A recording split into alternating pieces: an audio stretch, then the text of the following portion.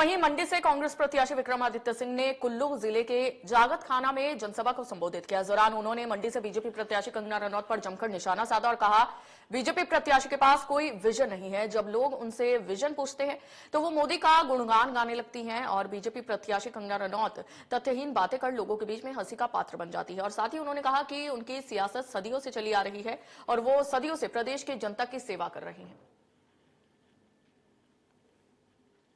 सियासत सदियों से चलती आई है, सदियों से हमने प्रदेश की जनता की सेवा करी है और आगे भी निरंतर करते रहेंगे। आजकल चुनावी बेला में जो लोग मुंबई से आए हैं वो चुनावों के बाद वापस मुंबई लौट जाएंगे। हम हिमाचल के लोगों के साथ खड़े थे, खड़े हैं और आगे भी खड़े रहेंगे। हमने 15 महीने के कार्यकाल में प्रदेश में 3600 करोड़ के विकास कार्य सड़कों के खास करके प्रदेश के अंदर किए।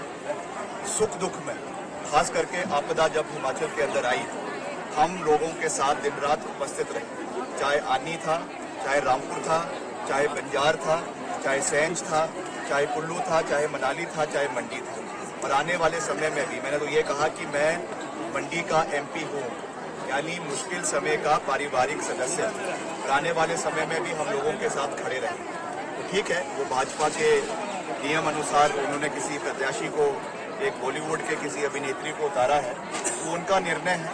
मगर हम धरातल पे जुड़े हुए हैं और जनता हमारे साथ है और निर्णायक तरीके से जो हमने अपना विजन लोगों के सामने रखा है, उस विजन की जीत होगी और मंडी संसदीय क्षेत्र के विकास के मुद्दों की जीत होगी। दूसरी तरफ सेल्फी है, मोदी जी है, मोदी जी का गुणगान है, आपके पास क्या है? हमारे पास लोगों का गुणगान है, हमारे पास जनता का बल है, उनके पास धन बल है, समर्थन है, उनके पास कुछ कहने के लिए नहीं है।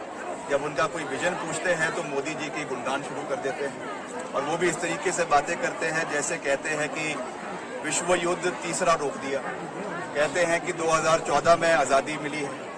इस तरीके की बातें कर कर एक हंसी का पात्र वो लोग बन रहे हैं जनता के बीच में, क्योंकि हिमाचल की जनता पढ़ी लिखी है। हिमाचल की जनता मुद्दों के ऊपर बात करना चाहती है और यही चाहती है कि उनके प्रत्याशी भी मुद्दों के ऊपर बात करें। कितनी बड़ी जिम्मेवारी महसूस कर रहे हैं आप? युवा मंत्री राजा वीरभद्र सिंह जी का नाम और अब आप लोकसभा प्रत्याशी। ये जिम्मेवारियां मिलती है, जिम्मेवारियों को पूरा करना हमारा दायित्व है।